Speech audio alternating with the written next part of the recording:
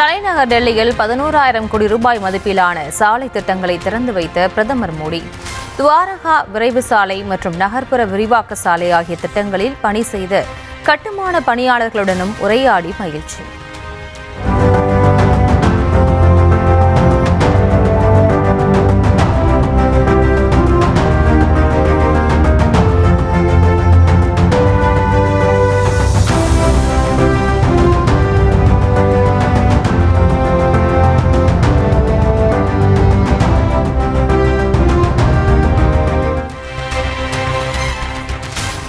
அரசியலமைப்பு சட்டத்தை தலையில் வைத்து ஆட்டம் போட்டவர்கள் இன்று அதை கீழே போட்டு மிதித்துவிட்டதாக காங்கிரஸை சாடிய பிரதமர் மோடி துப்புரவு தொழிலாளர்களை அடிமைகளைப் போல் நடத்தி அம்பேத்கருக்கு துரோகம் இழைத்துவிட்டதாகவும் புகார்.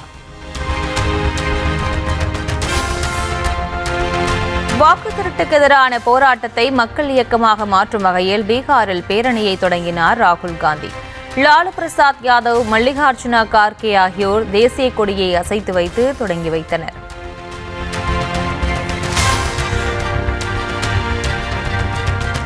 பீகார் தேர்தலை திருட புதிய சதித்திட்டம் தீட்டப்படுவதாக ராகுல் காந்தி பரபரப்பு குற்றச்சாட்டு. சிறப்பு தீவிர திருத்தம் என்ற பெயரில் வாக்காளர்களை நீக்கி சேர்த்து வாக்கு திருட்டு நடப்பதாகவும் புகார்.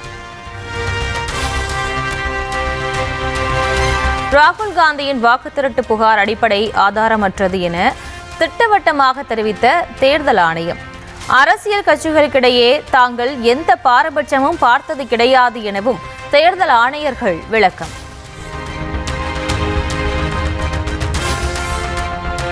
தேர்தல் ஆணையத்தின் மீதான ராகுலின் புகார் அரசியலமைப்பை அவமதிக்கும் செயல் என தலைமை தேர்தல் ஆணையர் விமர்சனம்.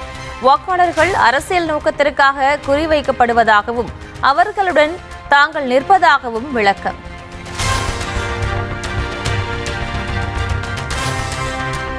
விவசாயிகள் இணைய வழியில் விண்ணப்பித்த அன்றே கூட்டுறவு கடன் சங்கங்கள் வாயிலாக பயிர்க்கடன் திட்டத்தை தொடங்கி வைத்தார் முதலமைச்சர் மு.க. ஸ்டாலின்.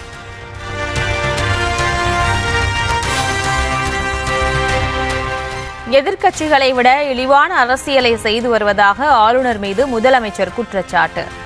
ஆளுநர் கம்பு சுத்த வேண்டியது தமிழ்நாட்டில் அல்ல, பாஜக ஆளும் மாநிலங்களில்தான் எனவும் கடும் சாடல். இந்தியாவிலே பெண்களுக்கு எதிரான குற்றங்கள் நடக்கிற மாநிலங்கள்ல பாஜக ஆளுகிற உத்தரப்பிரதேசம் தான் முதலிடத்தில் இருக்கு. அதனால ஆளுநர் அவர்களை நீங்க கம்பு சுத்த வேண்டியது இங்க இல்ல, பாஜக ஆளக்கூடிய மாநிலங்கள் தான் இப்ப கம்பு சுத்தணும், தமிழ்நாட்டில் இல்ல. இப்ப அங்க போய் சுத்துங்க. தொடர்ந்து தமிழுக்கு எதிராக, தமிழ்நாட்டுக்கு எதிராக, தமிழுடைய உணவுகளுக்கு எதிராக பேசிட்டு வர ஆளுநரை வச்சு தன்னுடைய இழிவான அரசியலை ஒன்றிய பாஜக அரசு செய்து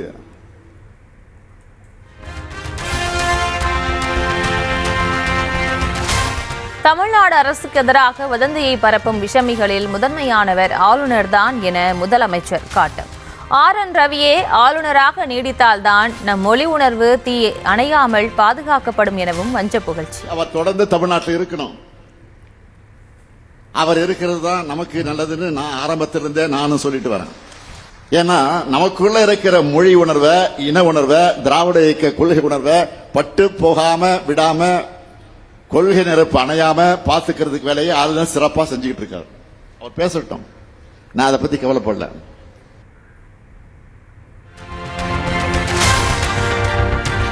பாமக நிறுவனர் ராமதாஸே கட்சியின் தலைவராகவும் செயல்படுவார் என பொதுக்குழுவில் தீர்மானம் நிறைவேற்றம். நமது குலதெய்வம் மருத்துவரையா அவர்கள் பாட்டாளி மக்கள் கட்சியின் நிறுவனர் மற்றும் தலைவராக செயல்படுவார் என்பதை 17/8/2025 இன்றைய மாநில சிறப்பு பொதுக்குழு ஒருமனதாக அங்கீகரிக்கிறது.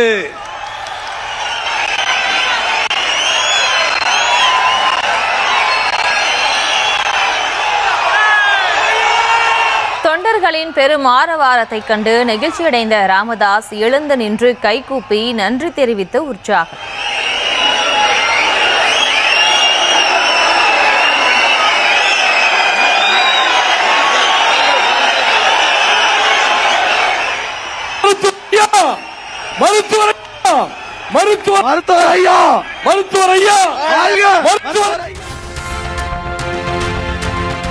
பாட்டாளி மக்கள் கட்சியின் விதிகளில் திருத்தம் செய்து பொதுக்குழுவில் தீர்மானம் நிறைவேற்றும்.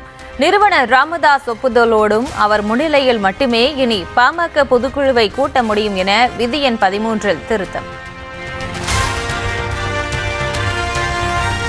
பாமக தலைவராக அன்புமணியை தன்னிச்சையாக நியமித்தது செல்லாது என ராமதாஸ் தரப்பு கூட்டிய பொதுக்குழுவில் அறிவிப்பு. கட்சியின் பொதுக்குழு என்ற பெயரில் ராமதாஸை அன்புமணி அவமானப்படுத்திவிட்டதாக ஜி.கே. மணி வேதனை. இப்படியா ஐயா அவர்களை அவமானப்படுத்துவது?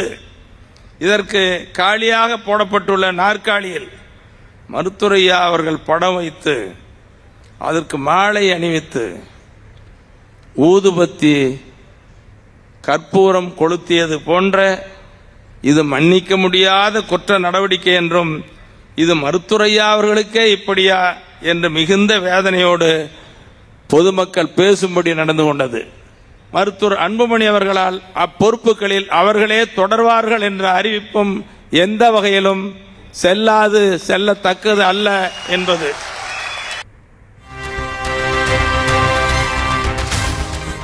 பாமகவை பிளவுபடுத்த பார்ப்பதாக கூறி அன்புமணி மீது 16 வகையான குற்றச்சாட்டுகளை முன்வைத்து கட்சி ஒழுங்கு நடவடிக்கை குழு அறிக்கை.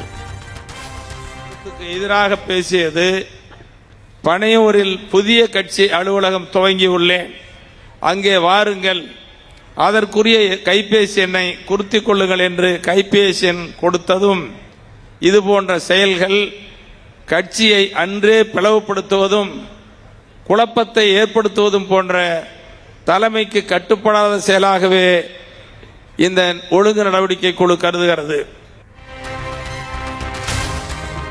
பொதுக்குழுவில் வாசிக்கப்பட்ட அறிக்கையின் அடிப்படையில் அன்புமணி மீது ராமதாஸ் நடவடிக்கை எடுக்க உள்ளதாக தகவல்.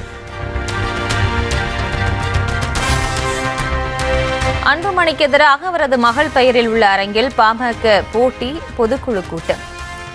மகனுக்கு அழைப்பு விடுக்காத நிலையில் அவரது இருக்கையில் மகள் ஸ்ரீகாந்தியை அமர வைத்து அழகு பார்த்த ராமதாஸ்.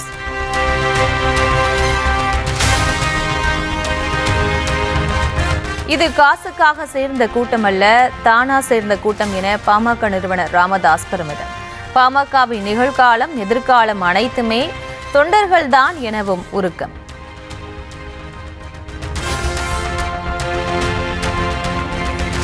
குப்பை அழுபவர்களை பணி நிரந்தரம் செய்வது, அவர்களே வாழ்க்கை முழுவதும் அதே தொழிலை செய்ய வேண்டும் என கூறுவதை போன்றது.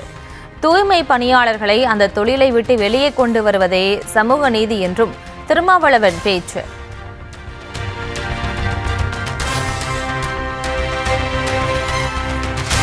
தலித் பிரச்சனை என்றாலே திருமாவளவன் தான் பேச வேண்டும் என்பதே சாதி புத்தி. தலித் பிரச்சனை என்றால் அதிமுகவினர் பேச மாட்டார்களா? அவர்களுக்கு பொறுப்பில்லையா என்றும் திருமா கேள்வி. பிரச்சனை என்றால் திருமாவளவன் தான் பேச வேண்டும் என்று சொல்லுகிற அந்த புத்தியே ஒரு சாதி புத்தி. அது வேங்கவேல் பிரச்சனை என்றால் திருமாவளவன் தான் பேச வேண்டும் என்று சொல்லுகிற புத்தியே சாதி புத்தி. அது ஏன் அதிமுக பேசக்கூடாது? வேங்கவேல் பிரச்சனை மக்கள் பிரச்சனை இல்லையா? அதிமுகவுக்கு அதில் பொறுப்பு இல்லையா?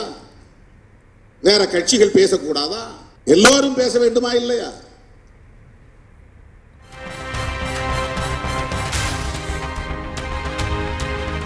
எம்பி எம்எல்ஏ ஆக வேண்டும் என்ற எண்ணத்தில் திருமாவளவன் பட்டியலின மக்களுக்கு துரோகம் இழைக்கிறார். மத்திய இணையமைச்சர் எல் முருகன் கடும் விமர்சனம். என்னை பொறுத்தளவுக்கு திருமாவளவன் அவர்கள் பட்டியலின மக்களுக்கு ஒரு மிகப்பெரிய துரோகத்தை இழைத்து கொண்டிருக்கிறார். பட்டியலின மக்களுக்கு ஒரு பிரச்சனைன்னா அவர் இந்த கடந்த 5 ஆண்டுகளில் எந்த இடத்துலையுமே வாயே திறக்கலை. பட்டியலின மக்கள் எப்படி போனால் தனக்கு என்ன அப்படின்றது தான் அவருடைய ஒரே எண்ணமாக இருக்கிறது. அவருக்கு பொறுத்தளவுக்கு அவர் கூட்டணியில் ஒட்டி கொள்ள வேண்டும், கூட்டணியிலிருந்து எம்எல்ஏ ஆக வேண்டும், எம்பிகள் ஆக வேண்டும் என்பது தான் அவருடைய குறிக்கோளாக இருக்கிறதோ வழிய பட்டியலின மக்களினுடைய நலனிலையோ அக்கறையிலையோ சிறிதும் அவருக்கு கவனம் இல்லை என்பது தான் அவருடைய இந்த மாறுபட்ட முரண்பட்ட ஸ்டேட்மெண்ட். நேற்று ஒன்று பேசுகிறார், இன்றைக்கி ஒன்று பேசுகிறார். இதெல்லாம் அவர் ஒரு தடுமாற்றத்தில் இருக்கிறார்.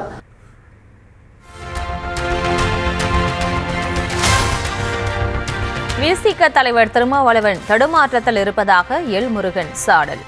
திமுக கூட்டணியில் இருப்பதாலேயே திருமாவை நோக்கி கேள்வி எழுப்பப்படுவதாகவும் விமர்சனம். திமுக அரசாங்கத்தினுடைய கூட்டணியில் அவர் இருக்கிறனால தான் அவர்களை கேள்வி கேட்கிறார்கள். கூட்டணியில் இருக்கிறப்ப நீ போய் உன் கூட்டணி எஜமானர்கிட்ட சொல்லு, பட்டியலின மக்களுக்கு இவ்வளோ பிரச்சனை நடந்து கொண்டு இருக்கிறது, அது ஏன் தட்டி கேட்க மாட்டேங்கிறேன் என்பது தான் இங்கே கேள்வி. அவர் மட்டும்தான் கேட்கணுன்றது இதில் விஷயம் அல்ல. இதில் விஷயம் அவர் கூட்டணியில் இருக்கிறீங்க, உங்கள் கூட்டணியில் இருக்கும் பொழுதே நீங்கள் வந்து பட்டியலின மக்களுக்கு துரோகம் இழைக்கும் பொழுது அதை நீங்கள் ஏன் கேள்வி கேட்கவில்லை என்பதுதான் கேள்வி.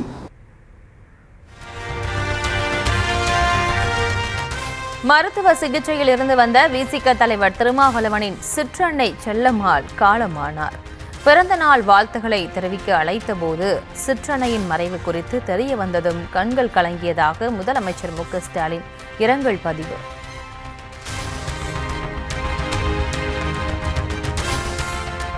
வடமேற்கு வங்கக்கடல் பகுதியில் புதிய காற்றழுத்த தாழ்வு பகுதி உருவானதாக இந்திய வானிலை ஆய்வு மையம் தகவல். அடுத்த 24 மணி நேரத்தில் காற்றழுத்த தாழ்வு மண்டலமாக மாறி ஆகஸ்ட் 19ஆம் தேதி ஒடிசா ஆந்திரா கடற்கரைக்கிடையே கரையை கடக்கும் என கணிப்பு. தருமபுரி மாவட்டத்தை முதலமைச்சர் புறக்கணிப்பதாக கூறிய அன்புமணிக்கு அமைச்சர் M.R.K. பன்னீர்செல்வம் பதிலடி.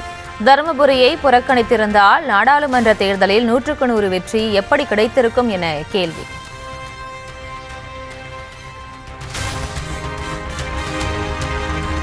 அதிருப்தியில் உள்ள மல்லை சத்யா மதிமுகவில் நீடிக்கிறாரா இல்லையா என கேள்வி எழுப்பிய செய்தியாளர்களிடம் டென்ஷனான வைகோ பதில் சொல்ல விரும்பவில்லை என கூறிவிட்டு எதையாவது என் வாயிலிருந்து பிடுங்க வேண்டுமா என காட்டம். காஞ்சிபுரத்தில் மதிமுகவுடைய துணை பொதுச்செயலாளர் மல்லை சத்யா கூட்டம் நடத்துவதா அறிவிப்பு. பதில் சொல்ல விரும்பவில்லை. பதில் சொல்ல விரும்பவில்லை. பதில் சொல்ல விரும்பவில்லை. நீங்க விட மாட்டீங்களா? அதே பதில தான் சொல்லுவேன். எதையாவது வாங்கி போட்டு பத்திரிகைகள் ஏதாவது போடணும் உங்களுக்கு.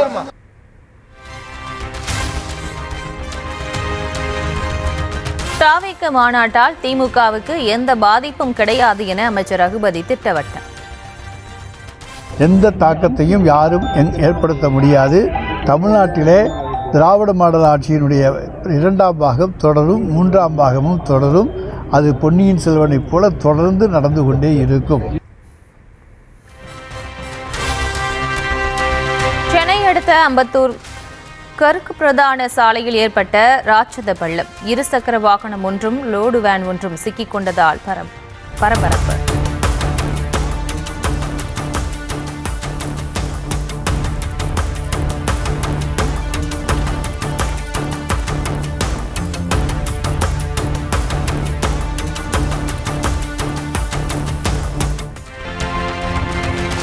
திருப்பூர் மாவட்டம் உடுமலை அமராவதி அணைக்கு நீர்வரத்து தொடர்ந்து அதிகரிப்பு.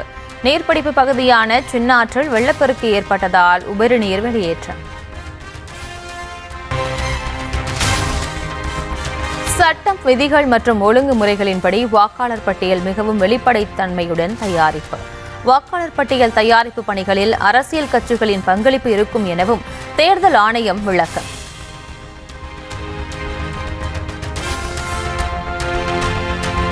குடியரசு துணைத் தலைவர் தேர்தலுக்கான பணிகள் மும்முரம். இன்று மாலை நடைபெறவுள்ள பாஜக நாடாளுமன்ற குழு கூட்டத்திற்கு பின் வேட்பாளரை அறிவிக்க வாய்ப்பு.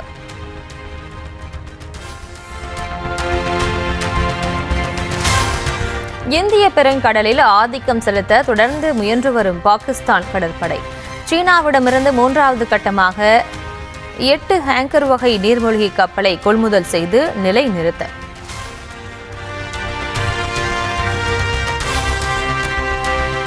யூடியூபரும் பிக் பாஸ் வின்னருமான சர்ச்சை நாயகன் எல்விஷ் யாதவ் வீட்டில் கடும் துப்பாக்கிச்சூடு. அதிகாலையில் வீட்டை சுற்றி வளைத்த மர்ம நபர்கள் வீட்டின் கதவுகள், ஜன்னல் கண்ணாடிகளை குண்டுகளால் துளைத்துவிட்டு தப்பியோட்டம்.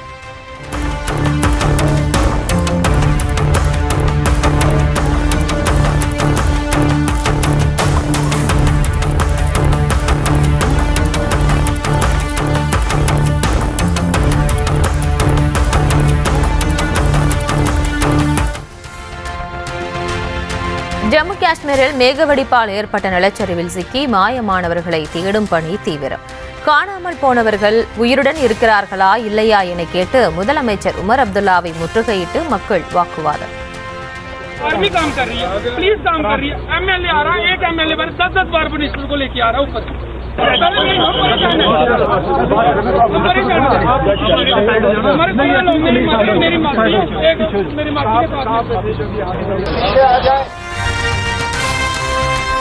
ஜம்மு காஷ்மீரின் கதுவா மாவட்டத்தில் உள்ள காதி கிராமத்தில் மேகவெடிப்பு காரணமாக கொட்டி தீர்த்த கனமழை காரணமாக 7 பேர் பலி. வீடுகள் இடிந்து தரைமட்டமான நிலையில் கையறு நிலையில் பரிதவிக்கும் மக்கள்.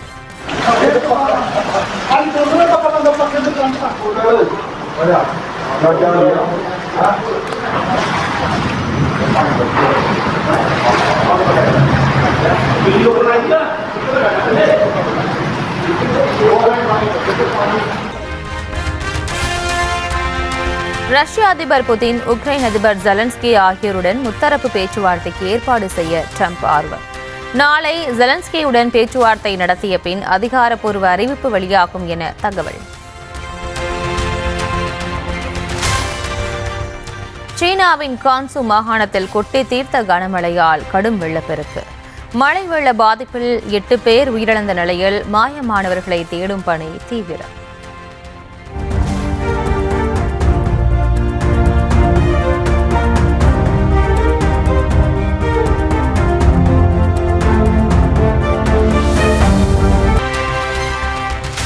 ஊதிய விவகாரம் தொடர்பாக போராட்டத்தில் ஈடுபட்டுள்ள ஏர் கனடா விமான நிறுவன ஊழியர்கள் பணி புறக்கணிப்பு செய்த தங்களிடம் பேச்சுவார்த்தை நடத்தாமல் அரசு நீதிமன்றத்தை நாடுவது அருவருப்பானது என்று ஊழியர்கள் காட்டம்.